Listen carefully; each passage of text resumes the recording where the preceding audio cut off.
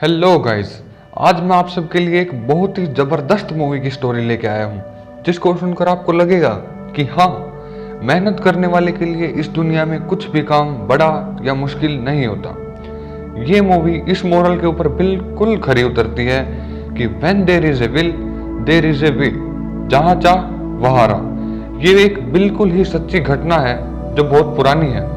ये मूवी सन 1994 में रिलीज हुई थी और इसे IMDb पर 9.3 की रेटिंग मिली है। इस मूवी का नाम है शॉशैंक रिडेम्पशन। ये मूवी एक बैंकर की कहानी है जिसका नाम है एंडी डुफरसन। उसकी पत्नी उसे छोड़कर उसके दूसरे लवर के पास रहने चली जाती है। उसे अगले दिन उसकी पत्नी और उसके लवर की लाश मिलती है, जिसके कारण एंडी पर उनकी हत्या का झूठा केस लग जाता है और इससे एंडी को उम्र कैद की सजा हो जाती है। और ये केस झूठा कैसे था इसका पता आपको बाद में चलेगा।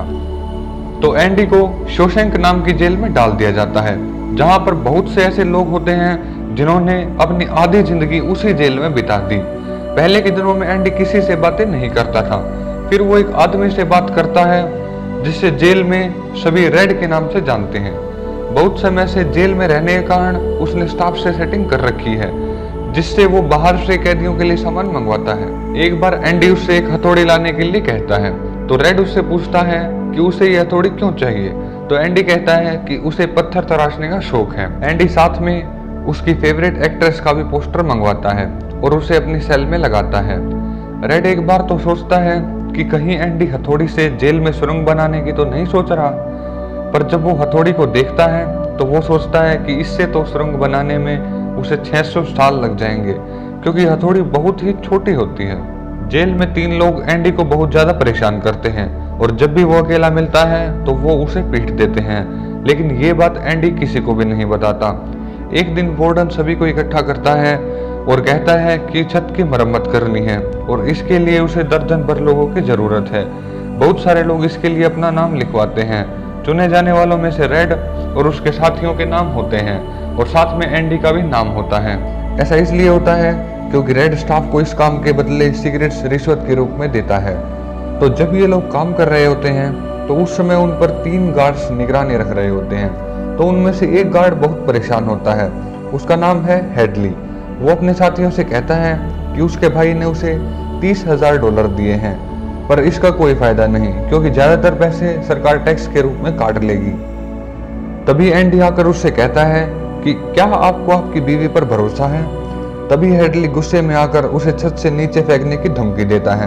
तो एंडी उसे कहता है कि अगर वो ये सारे पैसे अपनी बीवी के नाम कर दे तो उस पर कोई भी टैक्स उसे नहीं देना पड़ेगा, क्योंकि गवर्नमेंट लाइफ में एक बार अपनी बीवी को $60,000 तक का गिफ्ट देना अलाउ करती है, वो भी बिना किसी टैक्स के। एंडी कहता है कि इस काम के लिए उसे एक वकील की जरूरत पड़ेगी, लेकिन एंडी ये काम फ्री में कर देगा। बस उसको इसके बदले उसके दोस्तों को 3 ठंडी बियर्स देनी होंगी। उसके बाद दिखाया जाता है कि काम करके एंडी के दोस्त ठंडी ठंडी बियर्स का मजा ले रहे होते हैं, लेकिन एंडी एक भी बियर नहीं पीता क्योंकि उसने अभी ये छोड़ दी है। अब एक दिन सभी कैदियों को फिल्म दिखाई जा रही होती है, पर एंडी फिल्म नहीं देखता। वो एक कमरे में जाता है तो पीछे से वही 3 लोग आ जाते हैं जो उसे बार बार वहां पीटते हैं। वहां भी उनके बीच हाथापाई चालू हो जाती है। अब वे 3 लोग थे इसलिए एंडी को पीट देते हैं और अब की बार वो उसे इतना मारते हैं कि उसे कई दिनों के लिए अस्पताल में भर्ती होना पड़ता है। फिर जिसने उसे मारा था उसे 1 हफ्ते के लिए काल कोठरी में डाल दिया जाता है। बाहर आते ही हेडली उसे इतना मारता है कि वो जिंदगी भर भी चल नहीं पाता। हेडली वही ऑफिसर होता है जिसका एंडी ने टैक्स बचाया था। अब एक बार जेल में चेकिंग चल रही होती है तो वार्डन एंडी के पास रखी बाइबल को देखता है। वह उससे खुश हो जाता है क्योंकि वार्डन को भी ईश्वर में पूरा विश्वास है। वार्डन वहां से चेकिंग करके जाने लगता है। फिर वो वापस आता है और एंडी को उसकी बाइबल वापस करता है और उसे कहता है कि इसी में मुक्ति है। अब इस सीन को आप ध्यान में रखिएगा क्योंकि क्लाइमैक्स में इसका बहुत अहम रोल है। एंडी जेल में लॉन्ड्री का काम करता है। वार्डन उसे कहता है कि क्या उसे लॉन्ड्री में काम करना पसंद है। तो एंडी कहता है कुछ खास नहीं। तो वार्डन उसे लाइब्रेरी में शिफ्ट कर देता है। पहले से एक बूढ़ा व्यक्ति लाइब्रेरियन होता है तो एंडी को उसका असिस्टेंट बना दिया जाता है। अब इसके बाद एंडी से बहुत सारे लोग टैक्स से रिलेटेड काम करवाने आते हैं। बहुत सारा काम होने के कारण वह रेड को अपना असिस्टेंट बना लेता है। अब वहाँ लाइब्रेरी की हालत इतनी खराब थी कि वहाँ पर कोई भी पढ़ने नहीं आता था। तो वो इसके लिए वार्डन से कहता है, तो वार्डन एंडी को कहता है कि सरकार इसके लिए कोई फंड नहीं देगी और मैं भी इसमें तुम्हारी कोई मदद नहीं कर सकता। तो एंडी कहता है कि वो सरकार को लेटर लिखेगा। फिर वार्डन उसे कहता है कि वो उसका लेटर हर हफ्ते पोस्ट करवा देगा, लेकिन इसका कोई फायदा नहीं है। अब कई महीनों तक लगातार लेटर लिखने की वजह से आखिरकार सरकार का रिप्लाई आ जाता है, जिसमें एंडी को $200 का फंड दिया जाता है और कुछ किताबें दी जाती हैं और कहा जाता है कि अब वो उन्हें लेटर लिखना बंद कर दे। उन पैसों से एंडी उस बेकार सी लाइब्रेरी को इंग्लैंड की बेस्ट लाइब्रेरी में बदल देता है। अब वहाँ पर बहुत सारे लोग पढ़ने आते हैं और वहाँ आकर उन्हें गाने सुनने का भी मौका मिलता है। अब वार्डन एक प्रोग्राम लॉन्च करता है जिसका नाम है इन आउट प्रोग्राम। इसमें कैदियों को जेल से बाहर लेकर जाया जाएगा और वहाँ पर उनसे काम करवाया जाएगा। कैदियों की सस्ती लेबर के कारण वार्डन बहुत सारे कॉन्ट्रैक्ट हथिया लेता है और बहुत सारा पैसा छापता है, पर ये सारा पैसा उसके पास ब्लैक मनी के रूप में होता है। पैसों को वाइट करने के लिए एंडी वार्डन का एक पार्टनर बनाता है जिसका नाम है रैंडल स्टीवन। असल में यह कोई व्यक्ति होता ही नहीं है, यह व्यक्ति बस डॉक्यूमेंट्स में है। इसको इसलिए बनाया गया है क्योंकि इन फ्यूचर कभी अगर ये लोग पकड़े भी जाते हैं तो पुलिस एक ऐसे आदमी को खोज रही होगी जो इस दुनिया में है ही नहीं। फिर एक नए कैरेक्टर की एंट्री होती है जिसका नाम है टॉमी विलियम्स। वो एक चोर है और आज तक बहुत सारी जेलों में जा चुका है। जब उसे एंडी के बारे में पता चलता है कि उसने जेल के पूरे वातावरण को बदल कर रख दिया है और वो बहुत इंटेलिजेंट है, तो वो रेड से उसके बारे में पूछता है। तो रेड उसे बताता है कि एंडी ने अपने पत्नी और उसके लवर को मार दिया था और वो एक बैंकर है। फिर एक सीन में दिखाया जाता है कि टॉमी रेड और एंडी को एक स्टोरी बताता है कि आज से 4 साल पहले वो एक जेल में था जहां उसे एक कैदी मिला था। उसने बताया कि जब वो चोरी कर रहा था तो वहां का मालिक जाग गया, तो उसने उसके मालिक और उसकी गर्लफ्रेंड को मार दिया और बाद में उसे पता चला कि वो तो एक बहुत बड़े बैंकर की बीवी थी और जिसके कत्ल में उस बैंकर को सजा हो गई। ये सुनने के बाद एंडी वार्डन के पास जाता है और उसे ये सारी बातें बताता है, लेकिन वार्डन उसकी बातों पर यकीन नहीं करता या फिर जानबूझकर उसकी बातों पर यकीन करने से मना कर देता है, क्योंकि अगर एंडी जेल से बाहर चला गया तो वो उसके काले धन का राज सभी के आगे खोल देगा। एंडी कहता है कि वो बाहर जाने के बाद उसकी ब्लैक मनी के बारे में किसी को नहीं बताएगा।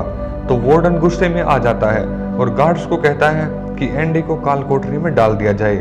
अब वैसे तो आमतौर पर किसी भी कैदी को 1 हफ्ते के लिए काल कोठरी में डाला जाता है, लेकिन एंडी को यहाँ पर 1 महीने के लिए रखा गया। अब एक रात वार्डन टॉमी को गेट के पास बुलाता है और टॉमी से पूछता है कि अगर उसे अदालत में एंडी के बारे में पूछा जाए तो क्या वो सच सच बताएगा। तो टॉमी ने कहा हाँ। तभी कुछ गार्ड्स टॉमी को गोली मार देते हैं और जेल में सभी को ये कह दिया जाता है कि टॉमी ने भागने की कोशिश की, इसलिए गार्ड्स ने उन्हें मार दिया। फिर दिखाया जाता है कि एंडी उदास एक जगह पर बैठा होता है और रेड उसके पास आता है। एंडी रेड से पूछता है कि क्या उसे लगता है कि कभी वो यहाँ से निकल पाएगा। तो रेड जवाब देता है कि हाँ, शायद जब वो बूढ़ा हो चुका होगा और उसके दिमाग ने काम करना बंद कर दिया होगा। एंडी उसे कहता है कि जब वो यहाँ से बाहर निकलेगा तो वो सीधा ज़वादेनोर जाएगा। ये जगह मेक्सिको में है।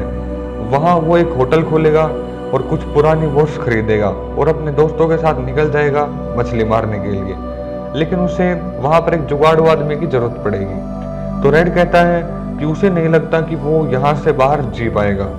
फिर एंडी वहाँ से जाने लगता है और रेड से कहता है कि अगर तुम यहाँ से निकले तो क्या तुम मेरा एक काम करोगे। तो रेड कहता है हाँ। तो एंडी कहता है कि बक्सटन के पास एक बहुत बड़ा सा मैदान है जहाँ एक लंबी सी पत्थर की दीवार है, उसके उत्तर में एक पेड़ है, वहाँ एक खास काले रंग का पत्थर है।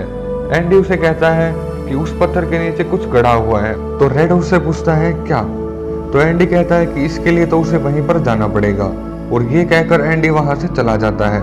अब एंडी के दोस्तों को उसकी फिक्र होने लगती है कि कहीं वो खुदकुशी ना कर ले, क्योंकि एंडी उसी दिन एक दोस्त से रस्सी लेकर गया था। अब अगले सीन में ये दिखाया जाता है कि एंडी वार्डन का काम कर रहा होता है और काम खत्म करके उसके अकाउंट्स के पेपर उसकी एक खास तिजोरी में रखता है। तभी वार्डन उसे कहता है कि मेरे कपड़े इस्त्री के लिए दे देना और मेरे जूतों को पॉलिश कर देना। रात को रेड को ये चिंता होने लग जाती है कि कहीं एंडी खुदकुशी न कर ले। अगले दिन सभी सेल्स के जब गेट खुलते हैं तो सारे कैदी बाहर आते हैं, लेकिन एंडी वहां से बाहर नहीं आता। फिर गार्ड्स उसे उसकी सेल में चेक करने जाते हैं। दूसरी तरफ ये दिखाया जाता है कि वार्डन जब जूते पहनने के लिए डब्बा निकालता है तो वहां पर एंडी के जूते होते हैं। फिर जेल में किसी कैदी के भागने का सायरन बजता है, तभी वार्डन भागकर एंडी की सेल में जाता है और वहां पर गार्ड्स को कहता है कि उसे एंडी आज की आज ही चाहिए। फिर वार्डन इरिटेट होकर वहां पर रखे कंकड़ पत्थरों को गार्ड्स की तरफ मारने लग जाता है और एक पत्थर दीवार पर लगी एक्ट्रेस की तस्वीर को मारता है तो वो पत्थर वापस ही नहीं आता। फिर वो पोस्टर हटाकर देखते हैं तो वहां पर एंडी ने एक बहुत लंबी गुफा बनाई होती है। फिर गार्ड्स की पूरी टीम एंडी को वहां ढूंढने लग जाती है जहां से एंडी भागा था, लेकिन उन्हें वहां पर उसके पुराने कपड़े और वो हथौड़ी मिलती है जो उसने रेड से 19 साल पहले मंगवाई थी। यानी कि उसने 19 साल लगातार खोदकर उस छोटी सी हथौड़ी से इतनी लंबी सुरंग बनाई थी। आपको याद हो तो जब रेड उसके लिए हथौड़ी लाया था तो उसने कहा था कि इस हथौड़ी से सुरंग बनाने में तो उसे 600 साल लग जाएंगे, पर एंडी ने ये काम सिर्फ 19 साल में कर दिखाया था। जब एंडी ने वार्डन के लिए आखिरी बार काम किया था तो उस समय वो वार्डन के अकाउंट्स की फाइल अपने पास रख लेता है और तिजोरी में अपनी बाइबल रख देता है। जेल से भागते समय वो वार्डन के कपड़े एक पॉलीथीन में डाल लेता है क्योंकि उसे एक गंदे नाले से बहुत लंबा सफर तय करना होता है। बाहर निकलते ही वो बारिश में नहाता है और वार्डन के कपड़े और जूते पहन लेता है। फिर वो उन सारे बैंक्स में जाता है जहां पर वार्डन ने उस नकली आदमी के नाम पर पैसे जमा कराए होते हैं जो इस दुनिया में असल में था ही नहीं। फिर एंडी खुद उस आदमी की जगह ले लेता है और वहां से सारे पैसे निकाल लेता है और वार्डन के आज तक के घोटालों का कच्चा चिट्ठा इनकम टैक्स डिपार्टमेंट को पोस्ट कर देता है। अगले दिन ये खबर अखबार में पढ़कर वार्डन अपनी तिजोरी खोलता है और उसमें उसे एंडी की बाइबल मिलती है। जब वो उसके पहले पेज को देखता है तो वहां पर लिखा होता है, डियर वार्डन, तुमने सही कहा था, मुक्ति इसी में है। और ये वही बात है जो वार्डन ने 19 साल पहले उसे बाइबल लौटाते वक्त कही थी। वो उस बाइबल के और पेज पलटता है तो उसमें उसे हथौड़ी की शेप की कटिंग मिलती है। इसका मतलब एंडी उस हथौड़ी को बाइबल में छुपाता था और अगर आज से 19 साल पहले वार्डन उस बाइबल को खोलकर देख लेता तो शायद एंडी सुरंग कभी नहीं बना पाता। फिर वार्डन डर के मारे पुलिस के आने से पहले खुद को गोली मारकर सुसाइड कर लेता है। कुछ दिन बाद जेल में रेड के लिए एक लेटर आता है जिसमें कुछ नहीं होता सिवाय एक एड्रेस के। फिर दिखाया जाता है कि रेड की बाकी सजा माफ कर दी गई है और उसे छोड़ दिया गया है। बाहर जाते ही वो उसी जगह पर जाता है जहां जाने के लिए उसने एंडी से वादा किया था। वहां जाते ही उस काले पत्थर के नीचे उसे एक बॉक्स मिलता है। जब वो उस बॉक्स को खोलता है तो उसमें रेड के लिए एक लेटर होता है जो एंडी ने छोड़ा था। उसमें लिखा होता है कि क्या तुम्हें उस जगह का नाम याद है? तो तभी रेड कहता है, स्वादेन्योर। आगे लिखा होता है कि मैं तुम्हारा वहां पर इंतजार कर रहा हूँ। फिर रेड सामान पैक करके वहां के लिए निकल जाता है। वहां जाते ही रेड देखता है कि एंडी बोट पर कुछ काम कर रहा होता है और उसे देखकर वो बहुत खुश हो जाता है और यहाँ पर फिल्म की एंडिंग हो जाती है। तो गाइस, आई होप कि आपको इस मूवी की स्टोरी भी बहुत अच्छी लगी होगी। अगर अच्छी लगी हो तो वीडियो को लाइक करना मत भूलिएगा। और अगर आपको हॉलीवुड और बॉलीवुड की लेटेस्ट और बेस्ट मूवीज की एक्सप्लेनेशन देखनी है तो चैनल को सब्सक्राइब करना मत भूलिएगा। और अगर आप चाहते हैं कि मैं आपकी किसी फेवरेट मूवी का एक्सप्लेनेशन करूं तो उसका नाम कमेंट सेक्शन में लिख दीजिएगा। तो ठीक है गाइस, मिलते हैं अगले वीडियो में, तब तक के लिए गुड बाय।